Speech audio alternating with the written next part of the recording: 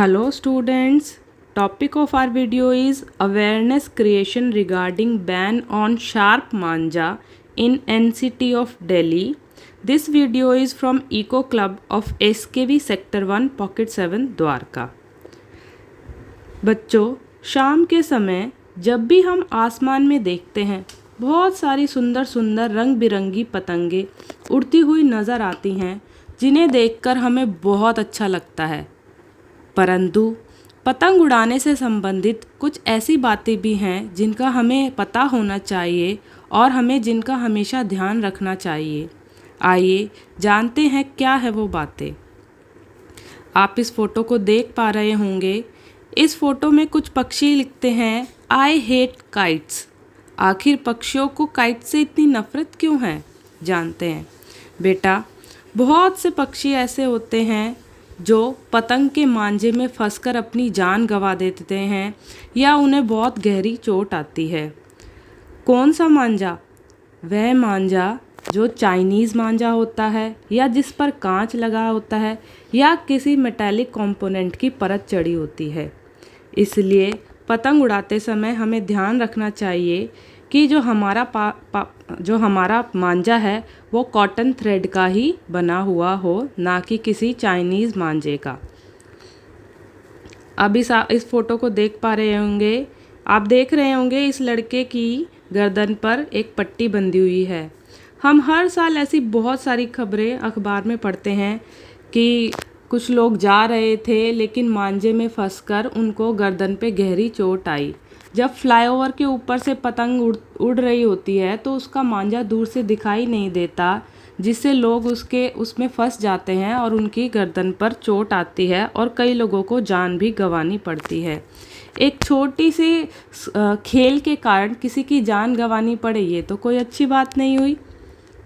ये देखिए, यहाँ पर पुलिस इंस्पेक्शन कर रही है कि मांझा क्यों है, कैसे आया है, यहाँ पर किस प्रकार का मांझा है।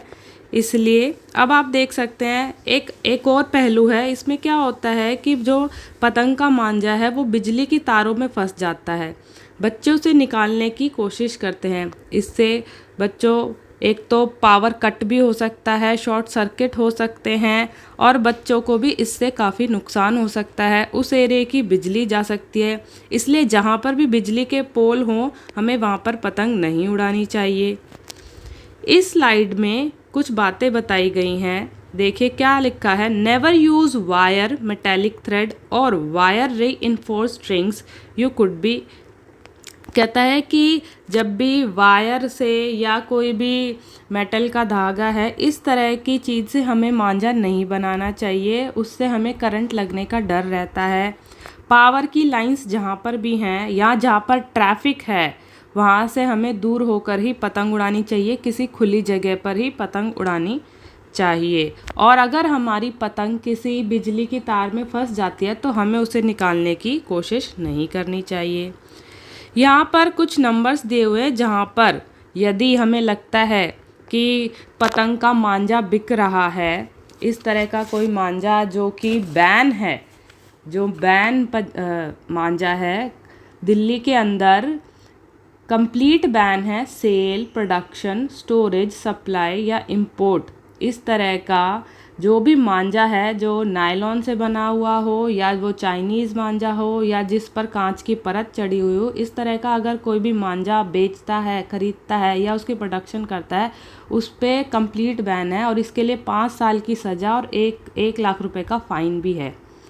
इसलिए अगर हमें लगता है कि हमारे आसपास के एरिया में इस तरह का मांझा जो है बिक रहा है तो हम उसकी शिकायत इन नंबर्स पर कर सकते हैं जो कि स्लाइड में दी गई हैं। तो बच्चों, हमें पतंग उड़ानी चाहिए, लेकिन किससे? सिर्फ कॉटन थ्रेड से। जो कॉटन का धागा है सिर्फ उसी से, और जिस पर कोई भी शार्प तेज़ धारदार वाली चीज़ की रगड़ ना की गई हो, उसी से पतंग उड़ानी चाहिए और मज़े लेने चाहिए। थैंक यू वेरी मच बच्चों।